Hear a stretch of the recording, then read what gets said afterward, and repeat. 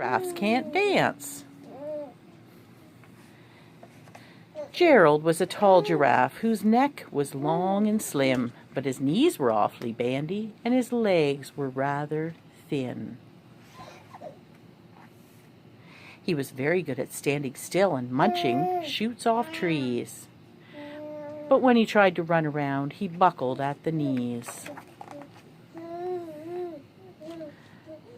Now every year in Africa, they hold the jungle dance, where every single animal turns up to skip and prance. And this year when the day arrived, poor Gerald felt so sad, because when it came to dancing, he was really very bad. The warthogs started waltzing, and the rhinos rock and rolled. The lions danced a tango, which was elegant and bold. The chimps all did the cha-cha with a very Latin feel, and 8 baboons then teamed up for a splendid Scottish reel.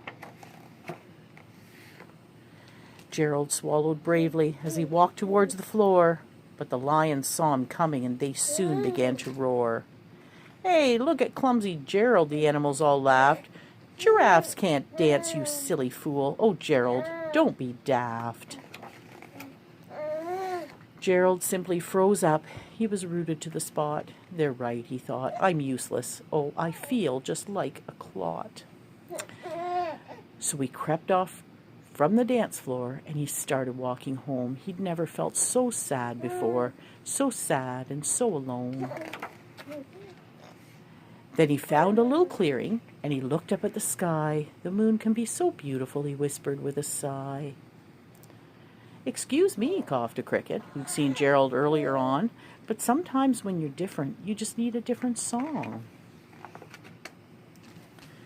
Listen to the swaying grass and listen to the trees. To me, the sweetest music in those branches in the breeze. So imagine that lonely moon is playing just for you. Everything makes music if you really want it to. With that, the cricket smiled and picked up his violin. Then Gerald felt his body do the most amazing thing.